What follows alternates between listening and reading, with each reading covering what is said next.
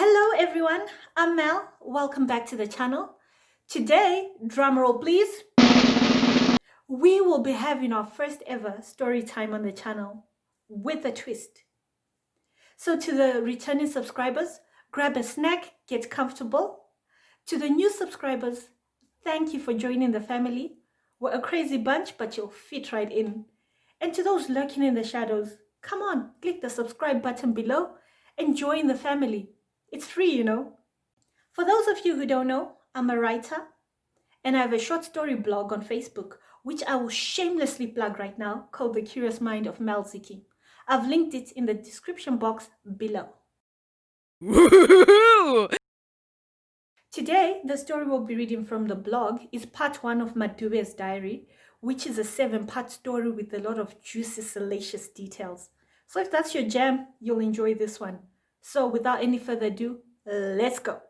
Oh, just one reminder. If you enjoy the content, remember to like, comment, share, subscribe, and turn on the notification bell below so that you're notified every time I post. Okay, let's get to the video. Time to read. Happy birthday to me. Louise thought it a good idea to buy me a bloody diary to help me work through my anger issues. Her words, not mine. Like I need to spend any more time in my head as it is. Well, it was either the diary or bottle of chateo, which tastes like drain water, but hey, it would have been the better gift. F my life. 30 is when you start to die. Listen, diary, we first need to establish some ground rules before I pour out my deepest and darkest secrets. Rule 1. For all intents and purposes going forward, we shall only refer to me by the alias of Madhuve, in case you ever fall into the wrong hands. Rule 2. Anyone mentioned in this diary will have to be addressed by a befitting sobriquet, like my pain in the ass landlord, whom we shall call my Dumbulka. If you know, you know. Shit! I already said Louise's name. Oh well. Just got paid. Friday night, party hunting, feeling right. Johnny Kemp must have been thinking of me when he wrote that song. It's my jam. I'm looking fly in my Michael Kors LBD, my 20-inch Peruvian with the 360 frontal and sky-high bling-bling heels from sole to sole. So what? The dress is Bero, and the weave is a hand-me-down from my cousin Toronto. And the shoes cost me the 30 US I should have used to pay Mukadzi with my 2-in-1. Girls just want to have fun, eat, drink, and be merry. That's what the good book says, right? Kim Kardashian just phoned. Says we're rolling with Mr. Ugly tonight. Gosh. Mr. Ugly is one of those guys who is so gouache. You know he's gonna cramp your style. But he buys Hennessy and drives a midnight black Mercedes G-Class. So we put up with him. Kim Kardashian has him wrapped around her finger. I bet if she said yes to him, he'd marry her in a heartbeat. Pity my girl has Mweyawe Urombe, wasting her energy on broke Big D. Diary, what is my life right now? I'm still trying to get over the events of last night. Kim Kardashian arrived at my place a little after 8 p.m. Nezuro. Good thing she'd already picked up Man-Eater and Louise. Sorry, Lou, it's too late for you. So the squad was in full effect. Besides, I didn't feel like making the long, dusty drive to Sandton. The one in Harare, Westgate areas, not go south to Louise's place. Mr. Ugly, as usual, didn't disappoint. We started the night at Amanzi, where we did fork knife things. The bill! Ha! Jesus is Lord. We then headed to Pariah State Avondale for drinks and soch. Says Renee, or should I say predictably, Louise mixed her drinks. Red wine, tequila, JD, Henny, and some cocktail with creamy liqueur, and was drunk as a skunk within the first 2 hours of getting to the club. I swear, if she wasn't my girl, I wouldn't go drinking with her. Kim Kardashian was busy buttering up Mr. Ugly and Man-Eater was on the prowl, yes. So guess who had to babysit? Me. It was either that or go home, and I wasn't about to waste a cute outfit, beat face for no damn body. Anyway, I was coming from the bathroom with Lou, still tugging on the straps of a red play suit, when I saw him, and the world stopped. Introducing Mr. Flavor Flavor. To understand the whole story, diary, we need to rewind. Take a journey down memory lane, as it were. The year was 2010, and I was 21 and stupid. Flavor Nabani had just released his single, Noah Baby, the Ashawa remix, which was blowing up on the airwaves, and like most women, I was obsessed with the High Life Niger music, and more so with Flavor's sexy dance moves. Ha, baba no kurunga chiunu vaya. Anyway, at the time, I was talking to some guy I'd met on Facebook. Monica, Facebook, duh. I wasn't romantically interested in Facebook. Yeah, he was cute in that harmless puppy dog way, but I think I was more bored than anything else. One lazy Saturday, Facebook invited me for a Gochiku Lake with some of his friends. I suppose he wanted them to size me up or show me off, ameno. And both me agreed to go on the date. Singularly one of the worst decisions of my life. We met up in town and jumped into a combi to the lake. The ride was pleasant enough, though the whole time I was wondering where the Toyota Ipsum he flaunted on Facebook was. I won't lie, it annoyed me a bit, as I had no intentions of dating down. My ex had driven a battered Nissan Sunny, so there was no way I could possibly date a stepfather. What would the squad say? Anyway, I digress. When we got to the lake, it turns out that his friends were as lame as he was. All dusty, ukuta, from the long walk from the main gate to the lakeside. With the glass shattered, because I thought he was a salad, but turns out he was a fraud. The house and the car he flaunted belonged to a mining of his, and he had deliberately omitted to tell me, that he had lent it to St. John's Emerald Hill, not St. John's College. The lies. Anyway, I lost interest in what Facebook had to say, and his cronies, or his cronies, and suddenly sipped on my hot savannah. Just when I thought things couldn't get worse, Facebook had the audacity to ask me to contribute towards the bride pack. I stormed off after a few choice words, of course. Glad I still had my mother's change from the morning trip to the kiosk. As I was trudging out of the gate, hot with anger, a silver Toyota Chariot pulled up next to me. The next moment was like out of a rom-com. This guy, Mr. Flavor, was behind the wheel, looking like a whole buffet with his chiseled jaw, milk and cheese skin, and tattooed arms. Sidebar, his tattoos were gorgeous, covering his muscular arms like a sleeve. Nothing like those hideous, clumsy ones we see that resemble green magic marker. I remember thinking, I've caught a live one. But alas, I have the rottenest luck. As it turns out, it was his goon of a friend who had made him stop or whatever because he liked the back view and wanted to see the front view. The goon's words, not mine. And yes, diary, he had thought that was a pick-up line. Needless to say, I was not impressed. Anywho, I ended up catching a ride with Mr. Flavor and the goon into town, but somehow wound up at a house party in Mandara. The joys of being young and dumb.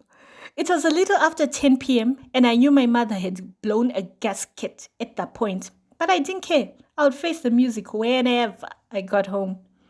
So, during the course of the party, I'd managed to ditch the goon and wheedled my way into Mr. Flavor's universe. As Mr. Flavor and I danced to Noah Baby with the carefree abandon of youth, I knew I wanted to be his girl, or at least a planet in his orbit. You see, Mr. Flavor was one of those guys with such easy charm, you couldn't help being drawn to him. It also didn't hurt that he was easy on the eye, tall, fit, handsome, with golden hues in his skin. I'm just saying, he was smart too. Ex-Gokomero, so duh. He was in his final year at UZ studying finance and had such grand ambitions for his life.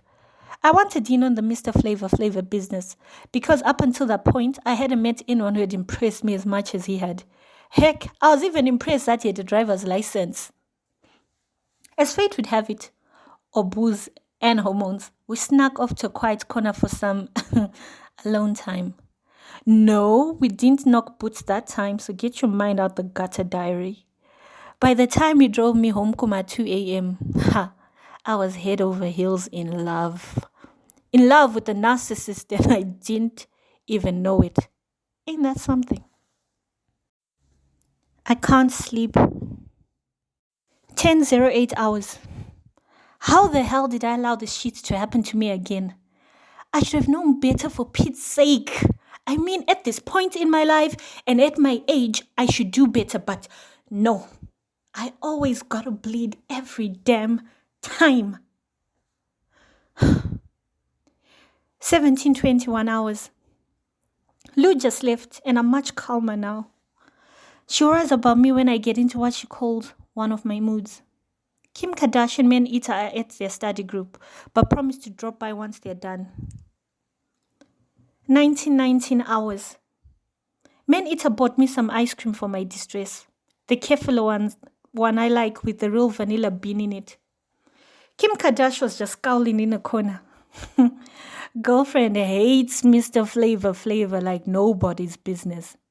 But I've told her countless times that on the day she stops wasting time with broke Big D, I too will stop effing with Mr. Flavor.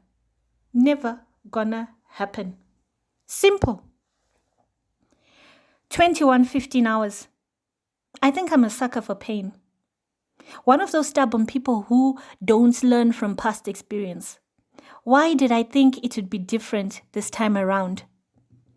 When I saw Mr. Flavor on that fateful Friday, it was as though time had stopped. We'd embraced that noisy bar, with Lou draped over a chair in the background, and the years had melted away. Hell, I even forgot why I'd been angry with him to begin with. It was always like that with him. We simply picked up where we left off, glossing over any past ugliness, of course. Though we exchanged numbers that night, I had, honest to God, no intention of reaching out. I already knew how the story would end if I did, but he threw a curveball by sending me an "I have missed you" message out of the blue, ufunge.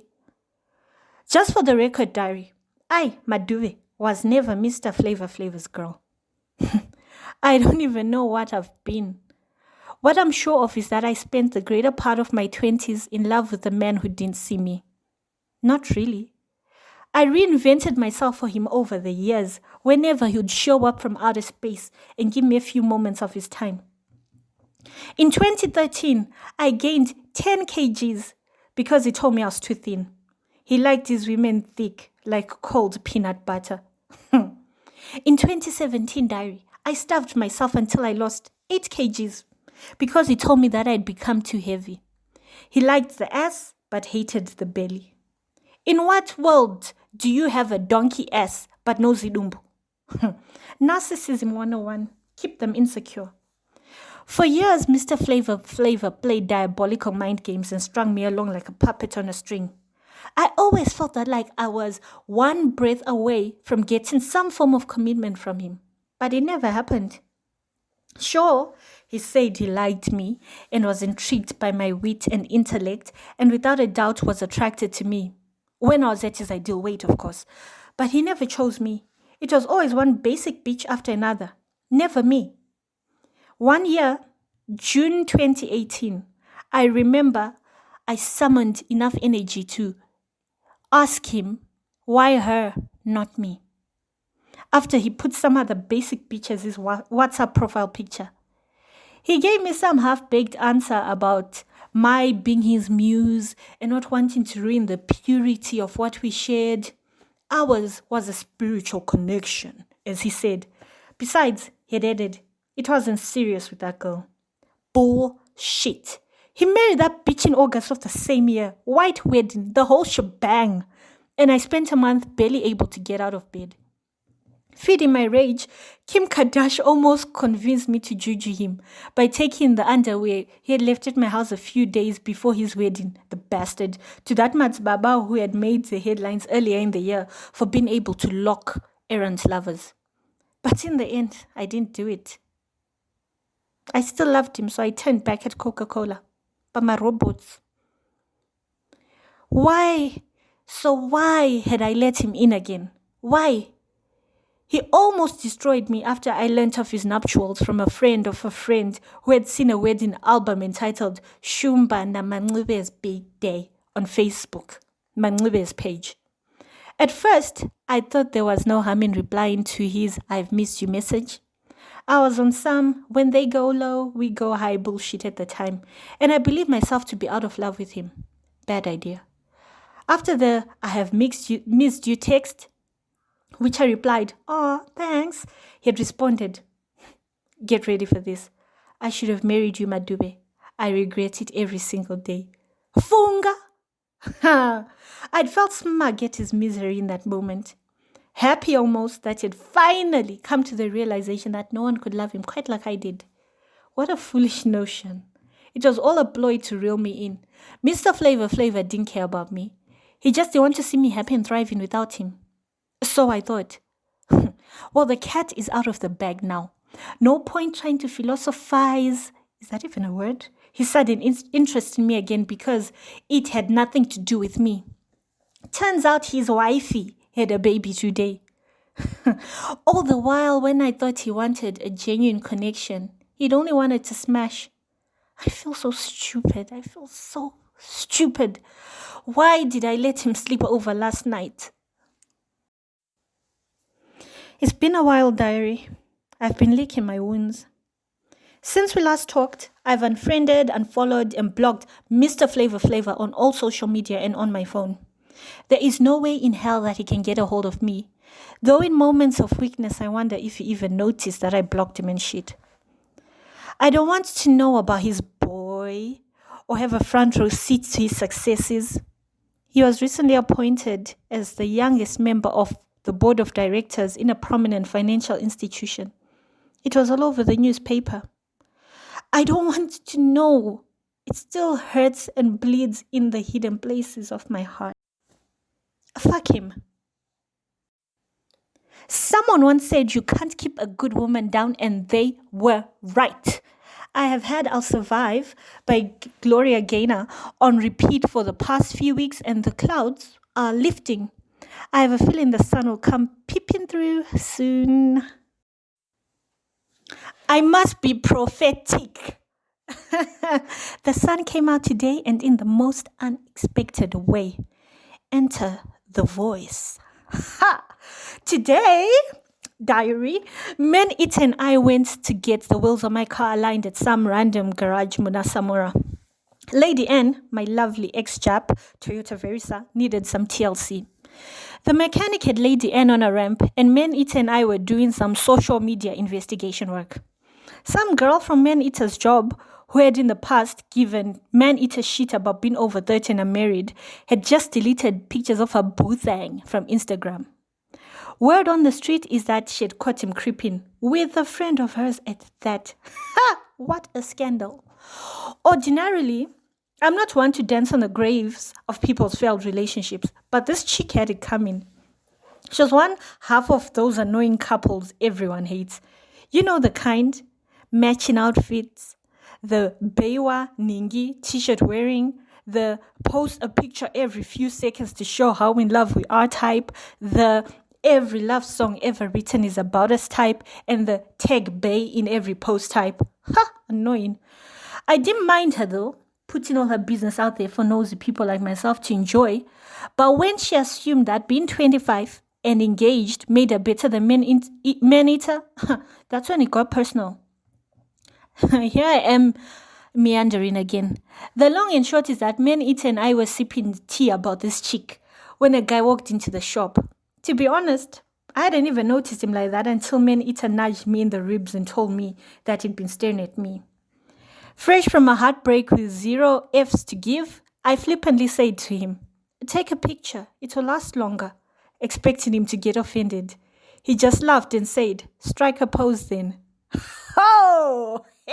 His voice was like silk, luxurious and deep, and it immediately made me wonder what it would sound like over the phone. Walking over, he apologized for staring, saying that he was trying to see if it was really me. Apparently, the voice and I work for the same company, only in different departments and branches. So, sidebar, diary. I switched jobs at the height of the Mr. Flavor drama in May, and hadn't been too interested in my new surroundings. So that's why I had not noticed this fine man. Anyway, back to the story. Cute butt, man-eater had said, winking, when the voice had walked off to check on his car, which was getting a post-accident panel beating. I had to agree. The man was Fyne, fine. And just the way I like them too. Tall, fit, and handsome, with a touch of gold in his skin. Probably trouble too.